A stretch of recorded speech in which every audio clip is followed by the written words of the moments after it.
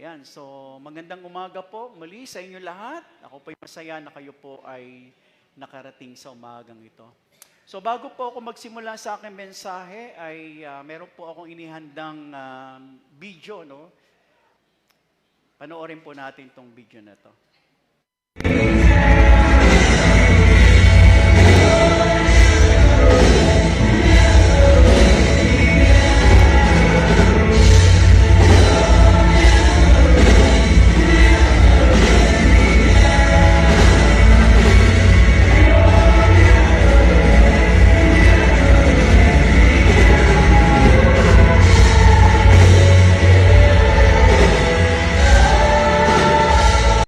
Your excuse.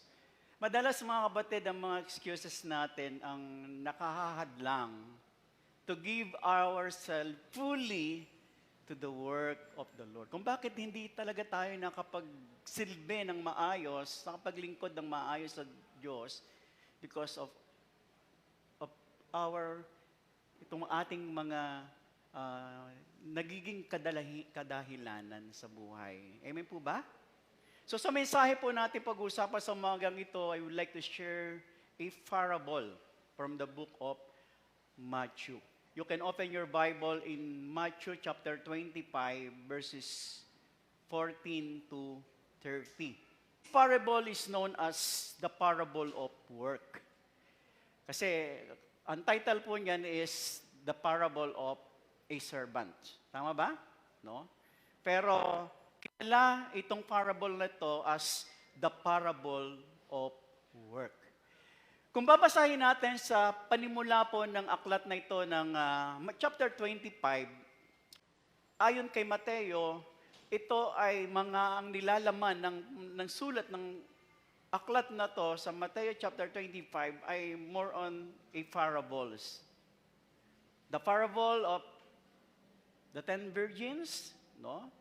The parable of the 3 servants, yun, yung ating teksto ngayon, and the parable of the sheep and the goats. So what is a parable? Ano po ba yung talinhaga?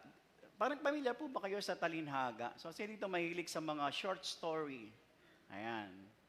Mga story na may kwenta naman, no? Hindi po ito chismis. Iba kasi yung mga marites na kwentuhan. Ito ay story with a tinatawag na magandang kapupulutan ng mga aral. So, what is a parable? This is a simple story to illustrate a moral or spiritual lesson.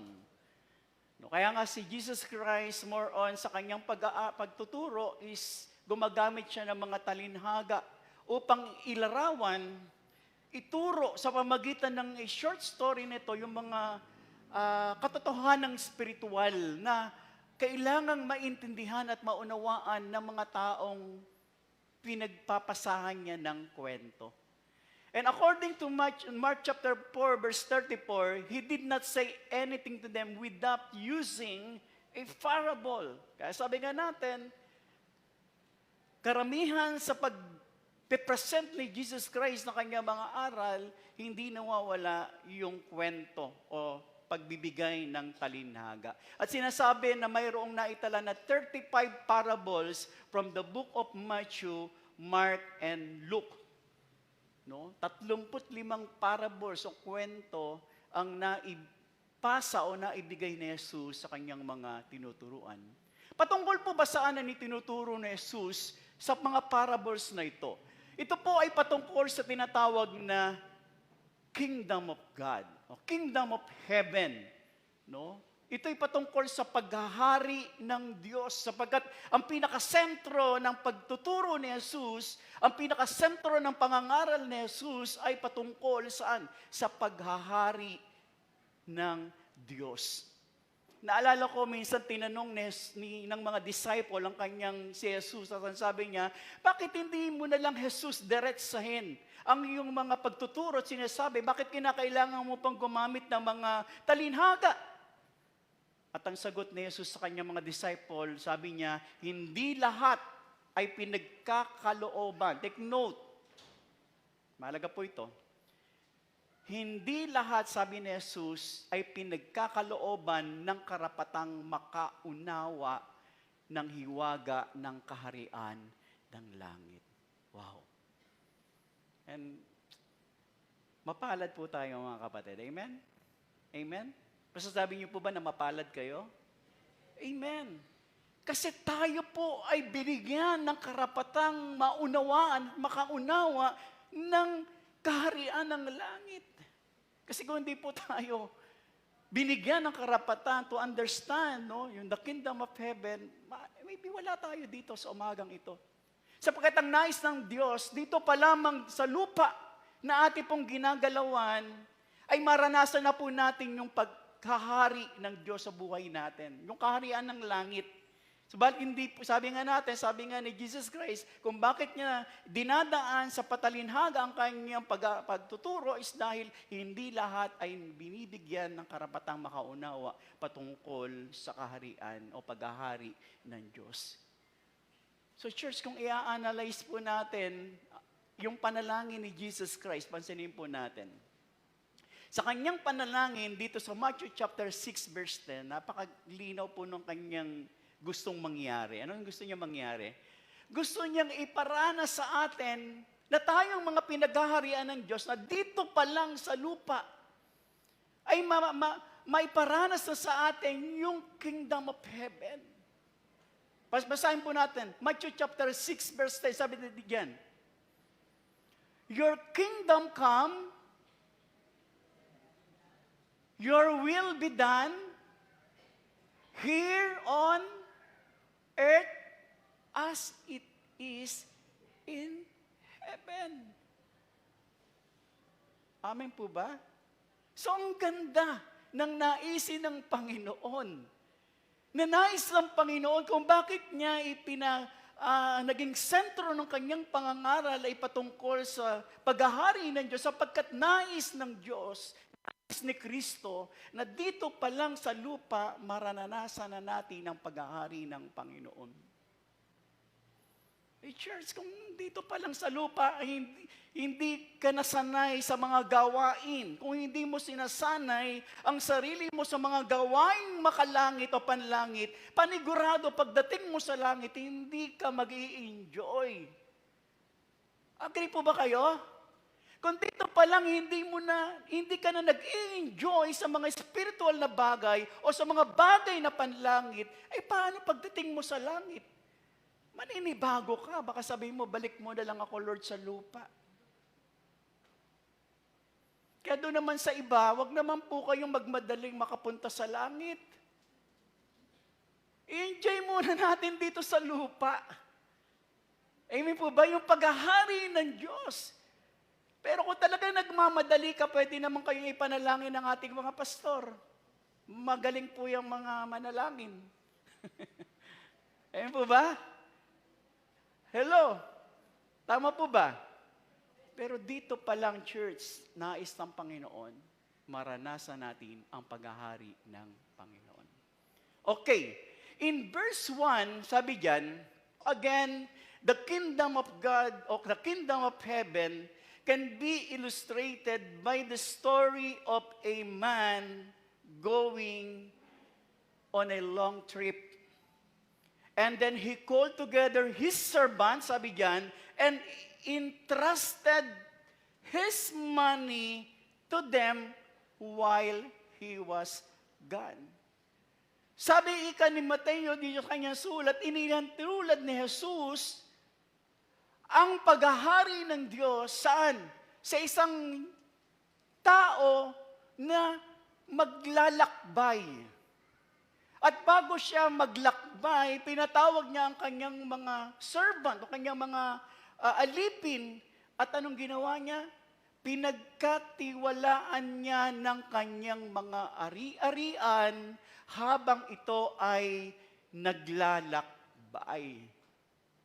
Amen? Pasinin po natin. Sinasabi sa parable, the kingdom of heaven, sabi diyan, was illustrated by the story of a man going on a long trip. Inihalin tulad sa isang tao na maglalakbay. Para sabi, sabi, Pastor, biblical pala yung laging nagtatravel. Yung travel ng travel. Bakit? Eh, kasi sabihin, the kingdom of heaven can illustrated by the story of a man going in a long time. Hindi po yan. No? Yung pag-travel, ano lang naman yan eh. Fortunity yan doon sa mga binigyan ng kakayanang makapag-travel. Pero hindi po yan. Walang kinalaman yung pag-travel natin dito sa ating pag-uusapan. So ano pong ibig sabihin ng salitang kingdom? The word kingdom means a rulership or ownership. Ibig sabihin, ang Diyos ay naghahari into a particular realm or dimension. At dito makikita natin in the book of Genesis, ibinigay ng Diyos, after the creation of man, ibinigay ng Diyos yung kapahamahalaan ng lahat ng bagay na nilikha ng Diyos sa tao. Amen po ba? Naintindihan niyo po ba yun? And never ng Diyos po ay pinangunahan niya o pinakailaman niya ang pamamahala ng tao until the day come na mayroong isang lalaki na nangaral na at ang sabi, malapit na dumating ang paghahari ng Diyos. Amen po ba? Kaya noong kanyang hamon sa lahat ng mga nakikinig ng kanyang mensahe, magsisi na kayo sa inyong mga kasalanan, sapagkat malapit na dumating ang paghahari ng Diyos. Kaya nga sinasabi dito ni Mateo na nagsisimula na. Ngayon, yung paghahari ng Diyos sa mundo ng tao. Sabi nga natin before, ipinamahala ng Diyos ang mundong ito sa tao. Lahat ng bagay na nilikha niya ipinamahala sa tao at hindi niya pinakaialaman ng tao sa way paano siya mamahala. Pero dumating isang araw na ang Diyos ay bumaba para ipangaral ng nais ng Diyos, pagharian ng Diyos ang mga tao. Amen po ba? Kaya yun po ang sentro ng pangangaral ni Jesus. Patungkol sa paghahari ng Diyos na mararanasan ng lahat ng mga kikilala at tatanggap kay Jesus bilang Panginoon at tagapagligtas ng kanyang buhay. So may dalawang grupo po ng tao sa mundong ito. People living in God's kingdom, mga nagpapasakop sa paghahari ng Diyos, and people living outside God's kingdom. Mga taong wala pang ganap na pagkakilala at hindi pa kinikilala ang paghahari ng Diyos sa kanilang buhay. At tayo po ay nasa grupo ng mga nais magpasakop sa paghahari ng Diyos. Dati tayo yung nasusunod sa buhay natin. Wala tayong pakialam sa Diyos. Pero ngayon, after nating kilalanin ang paghahari ng Diyos, tayo nagpapasakop at tayo po'y nag-aantay ng pangunguna at utos na galing po sa ating Panginoon. Amen po ba? So let's read again. He called together His servant, sabi diyan, sa following praise diyan, He called together His servant and entrusted His money to them while He was gone. So pinatawag ng lalaking ito yung kanyang mga servant, kanyang mga lingkod. At He entrusted to them yung kanyang mga ari-arian.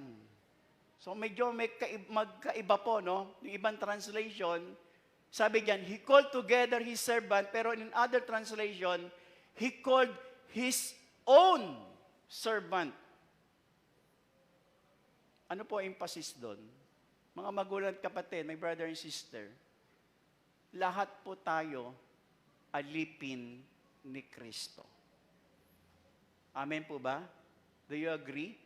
Kayo po ay alipin ni Kristo. We are His own servants. Amen? Tayo po ay pag-aari ni Kristo because God created you, and not only God created you, He purchased you by His own blood. Binayaran ka ni Jesus ng kanyang sariling dugo para maging kanyang alipin. Ang salitang servant sa wikang Grego po is doulos. Nang kaulugan ay one who subservient and entirely at the disposal of his master. One who subservient to and entirely at the disposal of his master. Ano ibig sinasabi dito? Yung word na servants means alipin. Ang isang alipin, ito ay mas wala pong pag-aaring anuman. Tayo po bilang alipin, tayo po ay pag-aari ni Kristo. Nagiging alipin ng tao during ancient time dahil sa ang kanilang magulang ay alipin. So ipinanganak silang alipin. And some of them captured in war. So pinilit silang maging alipin dahil sila ay nasakop o sila ay nahuli, sinakop. Yun po yung mga rason kung bakit sila nagiging alipin. Amen? At sa ganitong paraan, inihalintulad ni Jesus ang paghahari ng Diyos. Amen? Sa isang lalaking naglalakbay na ipinagkatiwala ng lalaking ito ang kanyang ari-arian sa isang kanyang mga alipin. Na sinasabi natin sa umagang ito na tayo bilang mga alipin ni Kristo, tayo po lahat ay binili ni Kristo sa malaking halaga. Tayo po'y binili ng Diyos sa pamagitan ng dugo ni Jesus na nabayubay doon sa krus ng Kalbaryo. Therefore, tayo po ay naging pag-aari ng Diyos. Amen po ba? We are under His rulership. And we as Christ's servant, bilang alipin ni Kristo, ano po inaasahan sa atin? Anong inaasahan ng Diyos sa iyo? God expected you to do the work of the Lord diligently and faithfully. Kasi ang isang alipin, dahil siya pag-aari ng kanyang master, ang expectation ng master sa kanyang alipin is to do the work of his master. Diligently and faithfully. Kaya sabi ng ating talata, he called together his servant and entrusted his money to them while he was gone. Pinagkatiwala ng lalaki ang kanyang ari-arian sa kanyang mga alipin bago siya umalis. Amen? Ano ibig sabihin mo? Entrusted to them is man. Ano ibig sabihin nun? Ang isang alipin, mga magulang at kapatid, ay walang anumang pag-aari na masasabi na kanya. Amen? So when this master entrusted his money, does not mean na ito po'y masasabi na kanya. Yun po'y pinagkatiwala lang sa kanya ng kanyang master. Amen? Sila po ay masasabi o matatawag na mga aliping pinagkatiwalaan ng kanilang Panginoon. As servant of Christ, bilang alipin ni Kristo, lahat na meron tayo na tinatangkilik sa mundong ito, hindi sa'yo. Amen? Kanino yan? Sa Diyos. Tayo po lahat bilang alipin ni Kristo, pinagkatiwalaan lang po tayo. Ipinagkatiwala lamang ng Diyos sa atin yung mga bagay na meron tayo. Hindi mo pwedeng sabihin iyo. Hindi mo masasabing sa'yo. Dahil wala kang pag-aari sa mundong ito, dahil lahat ng bagay sa mundong ito, ang may-ari ang Diyos. At tayong lahat bilang alipin ni Kristo, pinagkatiwalaan ka lang. Kung bakit ka meron yan? Dahil ipinagkatiwala sa iyo ng Diyos yan. Hindi talagang sa iyo. Napansinin natin kahit na itong mga alipin ay pinagkatiwalaan ng ari-arian ng kanilang master, pero hindi pa rin matatawag. Dito po sa ating binasa, hindi pa rin matatawag na ito ay kanilang ari-arian sapagkat sila po ay pinagkatiwalaan lamang ng kanilang Panginoon. Pero ito pong magandang ginawa po ng mga aliping ito. Ginamit nila, pinalago nila yung pinagkatiwala sa kanila ng kanilang Panginoon. Meron ding mga bagay na pinagkatiwala ang Diyos sa atin. Maaring ikaw ay pinagkatiwalaan ng talino, ikaw ay pinagkatiwalaan ng kagandahan. Hindi po kasama ang kagandahan, dahil lahat naman tayo magaganda. Pinagkatiwalaan ng kalusugan. Pinagkatiwalaan ng lakas. Pinagkatiwalaan ng posisyon. Nagkaroon ka ng posisyon. Pinagkatiwalaan ng mga negosyo. Some of us, marami mga ginagawang business. Pinagkatiwalaan ng kayamanan. Marami sa atin dito milyonaryo at bilyonaryo. Amen. Some of us, pinagkatiwalaan ng mga resources. Magagandang tinig, magagaling na mga manunugtog, etc. Ang dami pong mga bagay na pinagkatiwala sa atin ng Panginoon. Pero ang tanong po sa umagang ito, napapamahalaan mo ba ng maayos, ng tama, yung bagay na pinagkatiwala sa iyo ng Panginoon? Pangalawang tanong, nagagamit mo ba ito sa kapakinabangan ng kaharian ng Diyos? Dahil dito po nagkakaroon ng malaking problema ang maraming Kristiyano. Maraming mga Kristiyano, nag-struggle silang ibigay yung para sa Diyos. Maraming mga Kristiyano, nag-struggle sila na mag-commit ng kanilang talent kay Lord, mag-commit ng kanilang time kay Lord, mag-commit ng kanilang buhay kay Lord kasi inaari nating atin yung mga bagay na meron tayo. Pero sa katotohanan, wala tayong pag-aari. Hindi sa'yo yan. Sa Diyos yan. So kung naiintindihan natin ng lahat ng bagay na meron tayo, ito'y pag-aari ng Diyos at tayo pinagkatiwalaan lamang, hindi po tayo mahihirapang ibigay at ibalik sa Diyos. Kung bakit tayo nahihirapan, inaari nating atin. Akin to. Ako nagpakahirap dito. Ako ang gumawa nito. Pero lahat na yun, galing sa Diyos. Amen? Yung thinking na, pag ako'y nagbigay sa Diyos, mawawalan ako. Hello, kanino ba yung binibigay mo? Sa Diyos din naman yung ibibigay mo. Ibinabalik mo lang sa Diyos yung pag-aari ng Diyos. Pero pag inari mo sa'yo, talaga mahirap. Mawawala, mababawasan ang budget ko pag binigay ko ito kay Lord. Hello? Hindi nga sa'yo yan Sa Diyos yan. Ito na lang ito na lang yung oras ko, wala na akong oras para makapag-relax, tapos ibibigay ko pa kay Lord. Ang dami kong ginagawa sa bahay. Ang dami kong schedule. Ang dami kong mga nakapila. Na mga gawain sa bahay. Laba dito, laba doon, hugas dito, hugas doon. So the following verse 7, verse 15, binigay niya na salaping ginto ang bawat isa ayon sa kanilang kakayanan. Amen? He gave to each one according to his ability. So pansinin po natin, hindi pantay-pantay ang pagbibigay ng kanyang Panginoon sa kanyang mga alipin, ng kanyang ari-arian. May binigyan ng malaki, mayroong binigyang maliit na halaga. Pero makikita natin dito sa mga alipin, wala pong nag-complain, walang nagreklamo. Bakit sa kanya ang dami niyang talent, bakit ako konti lang? Bakit siya ang galing niyang kumanta, bakit ako hindi magaling kumanta? Walang nagreklamo.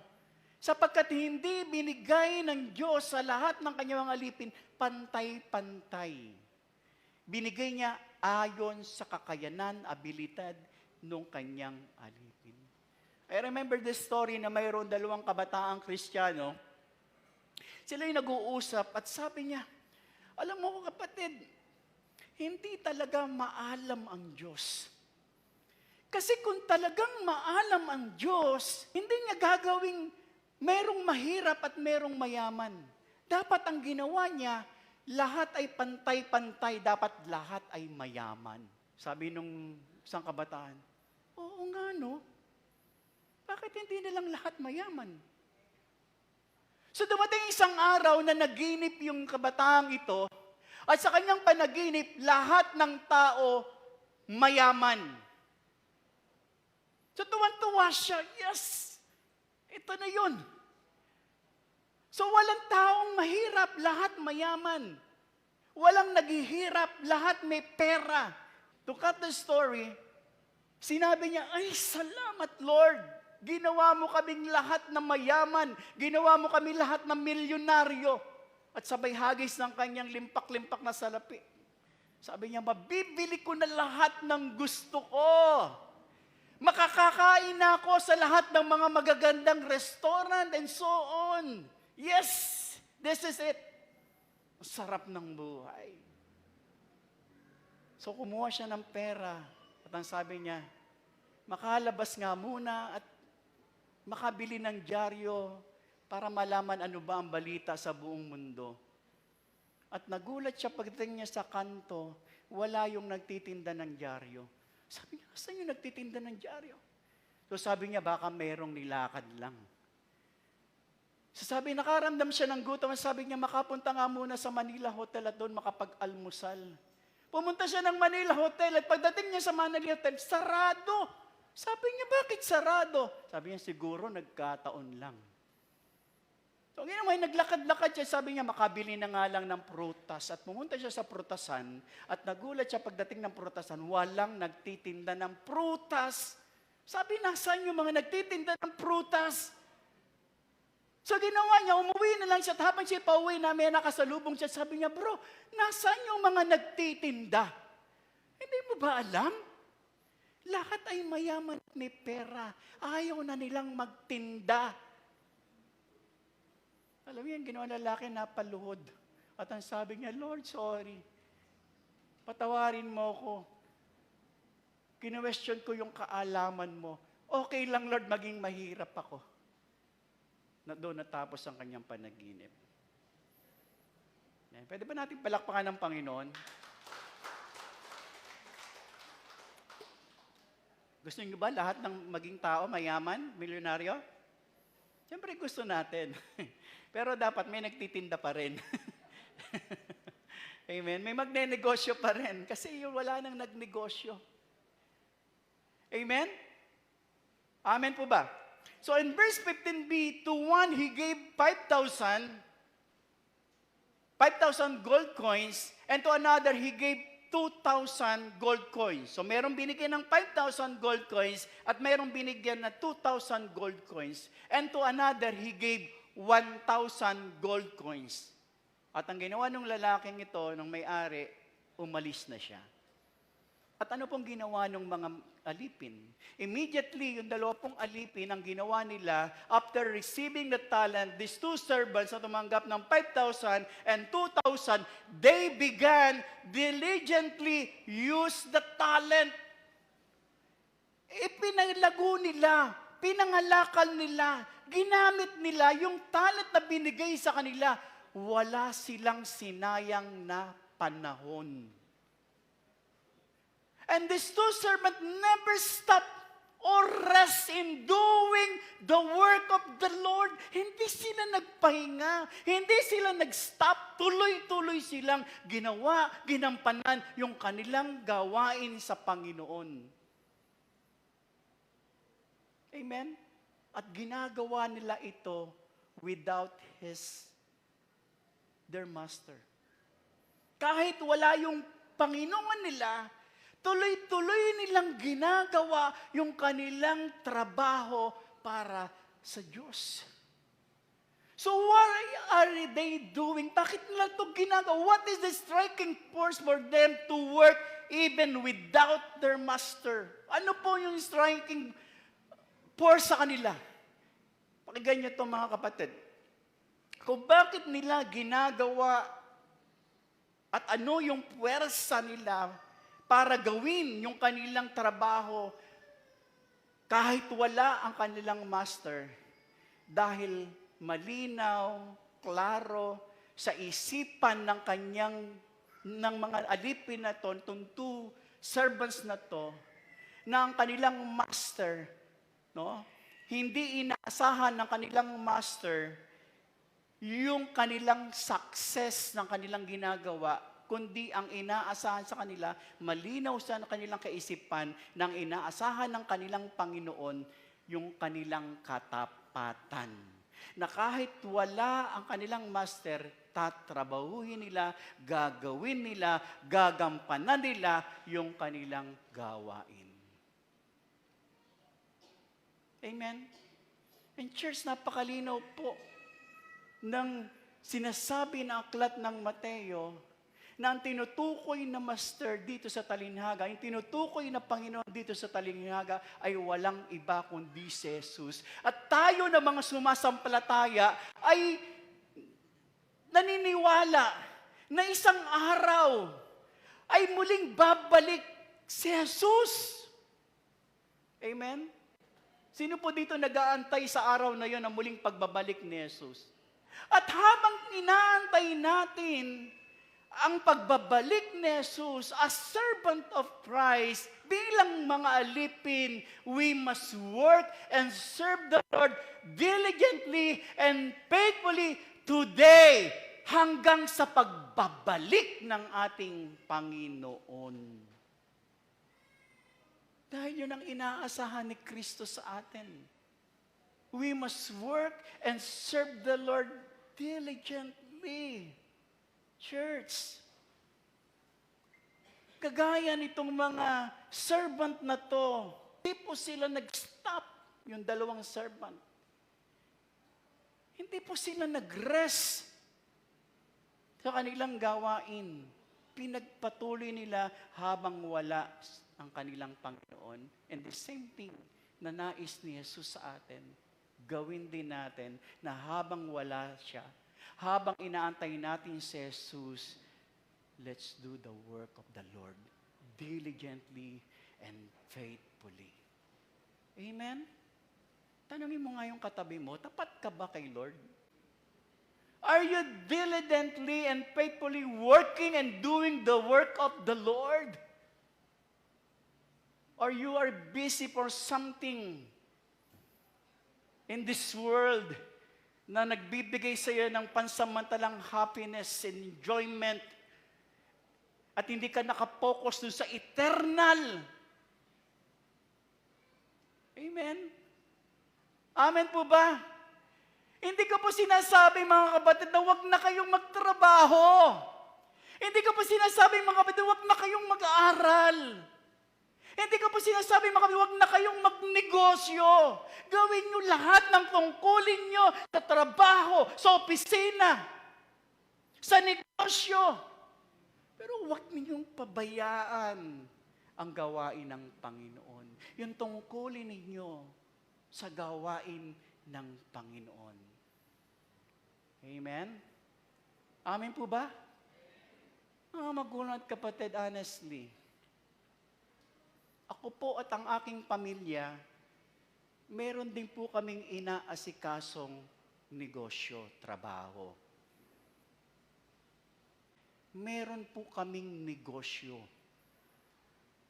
Napapagod din po kami sa aming negosyo. Kulang din po ang aming mga tulog dahil sa pag-aasikaso sa negosyo. Pero kahit kailan, church, hindi po namin hinayaang maapektuhan ng negosyong ito ang aming gawain namin sa Diyos. Pumunta kayo sa bahay namin. Kahit kami, hindi rin po kami nakakalinis ng bahay. Di ba, Roda? Asa si Roda? Ayan, alam ni Roda yan. Pero never naming maisip na wag muna tayong mag-church, maglinis na lang tayo ng bahay. Wag na muna tayong mag-church, maglaba na lang muna tayo. Hello? Amen po ba? Amen po ba? Remember, mga kapatid, wala tayong pag-aari sa mundong ito. Kahit ang ating buhay, kahit ang buhay mo, pag-aari yan ng Diyos. Huwag mong ariin na sa'yo, yung hindi naman sa'yo. Kaya huwag nating pagdamutan. Ipagdamot sa Diyos yung kakarampot na oras na hinihingi naman sa atin ng Diyos. Dahil kahit yung oras na meron ka, sa Diyos din yan. At darating isang araw, church, lahat tayo magsusulit sa Diyos. Amen po ba? Ipagsusulit natin lahat sa Diyos. So ano ba ang ginawa ng isang alipin? Binigyan ng 1,000. So yung binigyan ng 2,000, nagtrabaho sila. Winork out nila yung trabaho binigay ng Diyos sa kanila. Pero yung isang tao, alipin na binigyan ng 1,000, sabi diyan, but the servant who had received 1,000 coins went up, dug a hole, naghukay ng lupa in the ground, and hid his master money. Itinago, hindi ginamit, hindi pinangalakal. So ano pong klase ng puso meron itong pangatlong servant na to? Ano pong klase ng puso meron siya? Wala po siyang malalim na pagmamahal sa Diyos. Tama po ba? Amen? Ang tingin niya sa Diyos, second priority lang yan. Hindi niya kinikilala yung rulership and ownership ni Lord sa kanya. So pag hindi mo kinikilala yung rulership ni Lord and ownership ni Lord sa iyo, ito yung klase ng puso ng pangatlong servant nang ginawa niya, itinago na lang niya yung pera ng kanyang master at nag-relax na lang. Hindi naglingkod. And sabi ng verse 19, after a long time, the master of those servants came back and settled accounts with them. Dumating na yung panahon, bumalik na yung kanilang Panginoon at ipagsusulit na nila yung kanilang mga ginawa. At lumapit ang binigyan ng 5,000 salapi at sinabi, Panginoon, ito po yung ibinigay mong 5,000 at ito po ang tumubo, 5,000 din. At ang sabi ng kanyang Panginoon, magaling at tapat at mabuting alipin. At yung pangalawang alipin, the same thing ginawa. Sabi niya, Panginoon, ito po ang binigay niyong 2,000 at ito po ang tinubo, 2,000 din. At ang sabi ng Panginoon, magaling, tapat na mabuting alipin. Hali kayo! Pumunta kayo dito at samahan ninyo ako sa aking kagalakan dahil naging tapat kayo sa kaunting halaga. Kaya gagawin kitang tagapamahala ng malaking halaga. Wow! There is a reward doon sa mga aliping tapat na ginagampanan ang kanilang gawain sa Panginoon. In verse 24, lumapit yung binigyan ng 1,000 at ang sabi niya, alam ko po na kayo po ay mahigpit. Pinipitas ninyo ang bunga na hindi ninyo itinanim. At inaani ninyo ang anihin na hindi naman kayo naghasik. Natakot po ako. Kaya ibinaon ko sa lupa ang inyong salaping ginto at sabi niya, heto po noon ang inyong salipi. So hindi po tinanggap ng master yung kanyang Panginoon, yung kanyang paliwanag. Valid ba yung rason?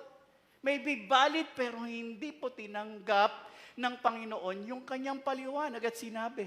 Hindi niya sinabi, oo nga, no, tama ka, ganun nga ako, malupit nga ako, mahigpit nga ako. Pero hindi niya yun tinanggap. Instead, the master replied, sabi diyan, yung isang accurate and evaluation of the servant's heart and attitude, ano pong klaseng puso ang taong ito? And let's also try to evaluate ourselves through this master's assessment to his servant. Ang sabi niya, verse 26, you wicked and lazy servant.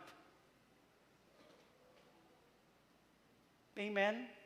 Alam mo palang pinipitas ko ang bunga na hindi mo tinanim. Inaani ko ang binhi na hindi ko inihasik. Bakit hindi mo inilagay sa bangko? Di sana tumubo kahit papano. Pero sa halip na tumubo, sa halip na lumago, dahil hindi ginamit, he produced nothing. Church, kamusta po kayo sa umagang ito? What work we do for God in this world? Ano po yung ating mga ginagawa para sa Panginoon sa mundong ito? It doesn't matter kung maliit man yan o malaki man yan na ginagawa mo para sa Diyos. Gusto ko pong basahin ang talatang, gusto ko pong maintindihan natin sa ating pong pagtatapos. So dito po ako mag-close. Namnamin po natin ito. 1 Corinthians chapter 15, verse 58. Sige po. Therefore, my dear brothers and sisters, stand firm. Let nothing move you. Always give yourselves fully to the work of the Lord, because you know that your labor is not in vain. Always give yourselves fully to the work of the Lord, because you know that your labor is not in vain. Hindi po sayang yung mga pagpapagal natin, pagbibigay natin ng extra oras, yung pagkakalob natin ng ating mga talento sa Diyos, because we know someday, isang araw, the Lord will give us a reward. Tayo po, isang araw sa pagbabalik ni Jesus, bibigyan tayo ng Diyos ang gantimpala dun sa katapatan natin, yung kasipagan natin to do the work of the Lord.